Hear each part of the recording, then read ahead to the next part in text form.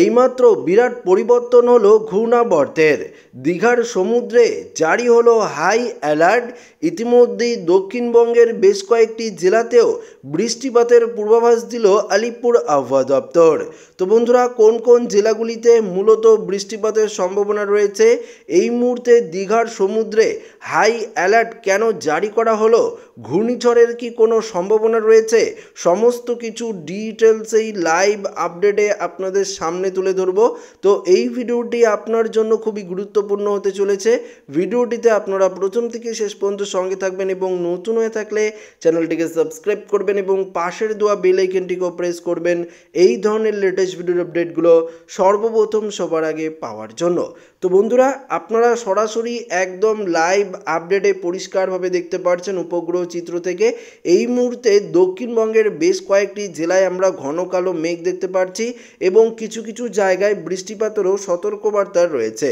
তো আপনাদেরকে সরাসরি আমরা দেখানোর চেষ্টা করব বিশেষত কোন কোন জায়গাগুলিতে ঘন কালো মেঘ রয়েছে। তো আমরা এই মুহূর্তে যদি দেখি তাহলে দেখতে পাচ্ছি এদিকে আমরাপুর থেকে শুরু করে অর্থাৎ বীরভূমের রামপুরহাট আমরাপুর থেকে শুরু করে দুমকা সিউড়ি, এদিকে চিত্তরঞ্জন আসানসোল বোলপুরের দিকে, এদিকে দুর্গাপুর ঘুষকরা সোনামুখী বর্ধমান, এই জায়গাগুলির দিকে কিন্তু আমরা ক্রমশ ঘন কালো মেঘ দেখতে পাচ্ছি এবং এখানেই কিছুটা বৃষ্টিপাতের সতর্কতা থাকছে। অন্যান্য জায়গাগুলিতে আমরা বৃষ্টিপাতের অ্যালার্ট রয়েছে কিনা সেটা দেখব। তো আমরা এই মুহূর্তে যদি বৃষ্টি এবং বজ্রমুট করে আপনাদেরকে দেখাই তাহলে আপনারা এই মুহূর্তের আপডেটে পরিষ্কারভাবে দেখতে পারবেন যে কোথায় কোথায় বৃষ্টিপাতের সতর্কতা থাকছে। তো আমরা প্রথমত মেঘমালা করে দেখে নেব, তারপর আমরা একদম স্পষ্ট করে আপনাদেরকে দেখাবো যে কোথায় কোথায় বৃষ্টিপাতের অ্যালার্ট রয়েছে। তো মেঘমালা করে যদি আমরা দেখি তো এই মুহূর্তে দেখতে পাচ্ছি বিশেষ করে যেই জায়গাগুলিতে বৃষ্টিপাতের সতর্কতা থাকছে, বিশেষ করে বর্ধমান, বিষ্ণুপুর, বাঁকুড়ার সাইডে কিছুটা, পাশাপাশি সোনামুখী, ঘুষকরা, বোলপুর, কাটোয়া, এদিকে বীরভূমের দিকেও, মুর্শিদাবাদের দিকেও আমরা বৃষ্টিপাত লক্ষ্য করতে পারছি। যেমন মুর্শিদাবাদের আজিমগঞ্জ, বহরমপুর, মুর্শিদাবাদ, দমকল, করিমপুর, বেলডাঙ্গার দিকেও বৃষ্টিপাতের সতর্কতা থাকছে। পাশাপাশি চাকদা, শান্তিপুর, পান্ডুয়া, এদিকে চন্দ্রনগর, হাবড়া, এদিকে দেখতে পাচ্ছি খড়দা, কলকাতা, এদিকে দেখতে পাচ্ছি আমরা বনগাঁ, পাশাপাশি উলবেড়িয়া, কোলাঘাট, তমলুক, এদিকে দেখতে পাচ্ছেন জয়নগরের কিছুটা অংশে বৃষ্টিপাতের সতর্কতা। অন্যদিকে ওড়িশার কিছুটা অংশ আমরা বৃষ্টিপাত লক্ষ্য করতে পারছি। তো শুধু পশ্চিমবঙ্গ নয়, বাংলাদেশের দিকে দেখলেও আপনারা দেখতে পারবেন বাংলাদেশের সাতক্ষীরা, খুলনা, পিরোজপুর, লালগোড়া, মাদারীপুর, ফরিদপুর, ফরিদগঞ্জ, এদিকে ঢাকা, মেহেরপুর, রাজশাহী, সিংড়া, পাবনার কিছুটা অংশেও আমরা বৃষ্টিপাত কিন্তু দেখতে পারছি। বৃষ্টি বজ্রমুট করেও দেখাই তাহলে আপনারা একই রকম পরিস্থিতি দেখতে পাচ্ছেন এই জায়গাগুলিতেই মূলত বৃষ্টিপাতের অ্যালার্ট রয়েছে। উত্তরবঙ্গের দিকে মূলত আকাশ পরিষ্কার, শুধু দার্জিলিং, কালিম্পংয়ের কিছুটা অংশে বৃষ্টিপাত এই মুহূর্তে রয়েছে। আলিপুরদুয়ার, জলপাইগুড়িতে আকাশ পরিষ্কার রয়েছে। অসমের শুধুমাত্র গুয়াহাটি থেকে শুরু করে হোজাই এই সাইডে হালকা পশলা বৃষ্টিপাতের সতর্কতা থাকছে। ডিমাপুরের দিকেও আকাশ পরিষ্কার রয়েছে, ডিব্রুগড়ের দিকেও পরিষ্কার রয়েছে, তেজপুর, জোরহাটের দিকেও আকাশ কিন্তু পরিষ্কার রয়েছে। আবার শিলং, তুরার দিকেও কিন্তু একটা বৃষ্টিপাতের সতর্কতা এই মুহূর্তে থাকছে।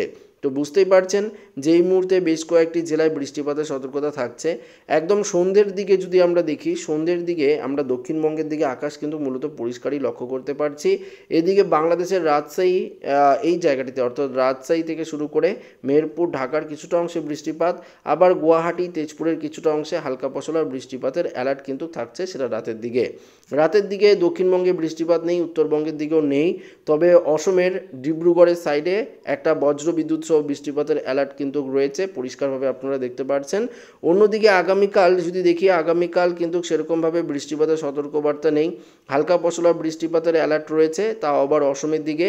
আবার আমরা বৃহস্পতিবার 28 তারিখ যদি দেখি, বৃহস্পতিবার 28 তারিখে ত্রিপুরার কিছুটা অংশ এবং বাংলাদেশের কিছুটা অংশে বৃষ্টিপাত দেখতে পাচ্ছি। যেমন ত্রিপুরার যদি দেখি আমরা আগরতলা, আমবাসা, আমরাপুর, উদয়পুর, ভ্যালিনিয়া, খোয়াই, এদিকে বৃষ্টিপাতের সতর্কতা থাকছে।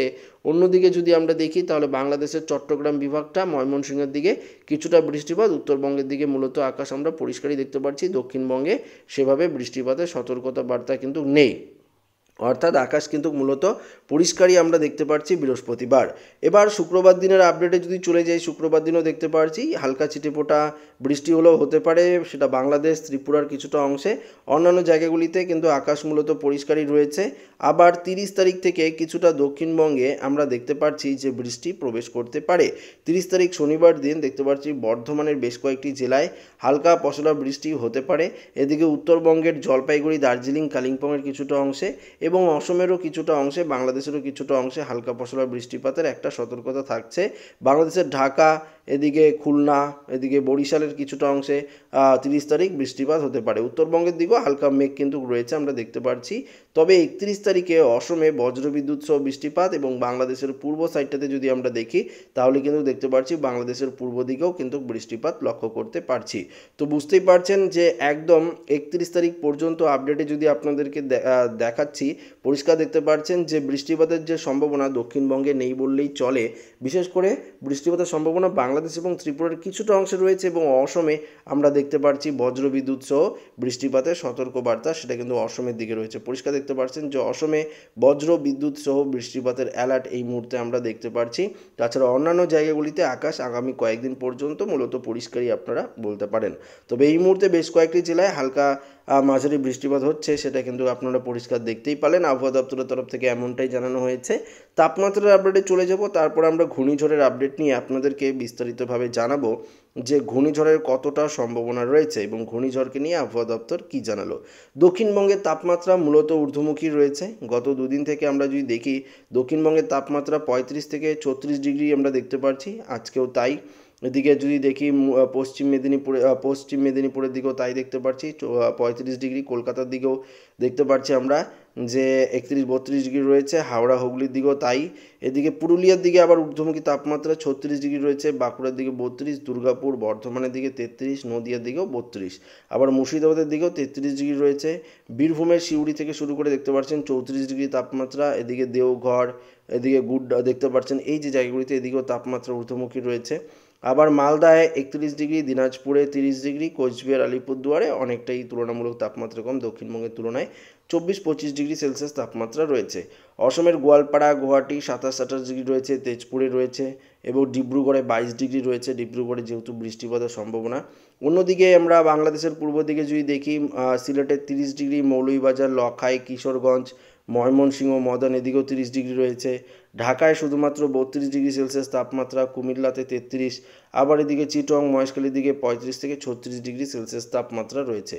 সাতক্ষীরা, খুলনা, যশোর এদিকে দেখতে পাচ্ছি, পাবনা, বগড়া এদিকেও আমরা 30 ডিগ্রির মধ্যেই দেখতে পাচ্ছি। ত্রিপুরাতে আবার তাপমাত্রা 34 ডিগ্রি চলে গেছে। তো বুঝতেই পারছেন ত্রিপুরাতে এই মুহূর্তে আমবাসায় 33 ডিগ্রি, খোয়াই 33 ডিগ্রি, আগরতলায় 33 ডিগ্রি, উদয়পুরে দেখতে পাচ্ছি আমরা উদয়পুরের দিকেও তাপমাত্রা যথেষ্ট বেশি, 33 ডিগ্রি রয়েছে, ভ্যালিনিয়া 33 ডিগ্রি, অর্থাৎ 33-34 ডিগ্রি মূলত তাপমাত্রা ত্রিপুরার দিকে এই মুহূর্তে কিন্তু রয়েছে। তো বুঝতেই পারছেন ত্রিপুরা এবং পশ্চিমবঙ্গের দক্ষিণের জেলাগুলিতে বেশ ঊর্ধ্বমুখী তাপমাত্রা কিন্তু রয়েছে।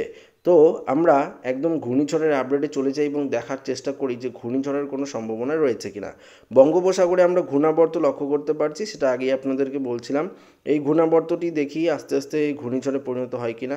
এই ঘূর্ণাবর্তটি আস্তে আস্তে আমরা যদি দেখি শক্তিশালী রূপ নিয়ে একটি ঘূর্ণাবর্ত রূপেই থাকছে, বা এটি বঙ্গোপসাগরই থাকছে ঘূর্ণাবর্ত রূপে। এ থেকে কোনো রকম ঘূর্ণিঝড়ের যে সম্ভাবনা সেটা কিন্তু আমরা দেখতে পাচ্ছি না।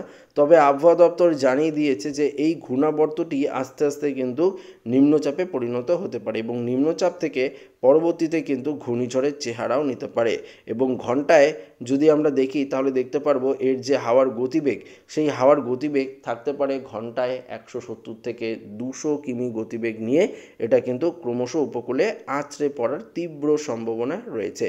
তো বুঝতেই পারছেন যে একটি ঘূর্ণিঝড়ের সম্ভাবনা রয়েছে, যেটা একদম উড়িয়ে দেওয়া যাচ্ছে না। আবহাওয়া দপ্তরও জানিয়ে দিয়েছে যে একটি নতুন ঘূর্ণিঝড়ের পূর্বাভাস রয়েছে, যা ক্রমশ বঙ্গোপসাগরে কিন্তু তৈরি হচ্ছে। তো আশা করি এই আপডেটটি প্রত্যেকের ভালো লেগেছে। তো ভিডিওটি ভালো লাগলে লাইক করবেন, বন্ধুদের সাথে শেয়ার করবেন, নতুন থাকলে চ্যানেলটিকে সাবস্ক্রাইব করবেন। ধন্যবাদ।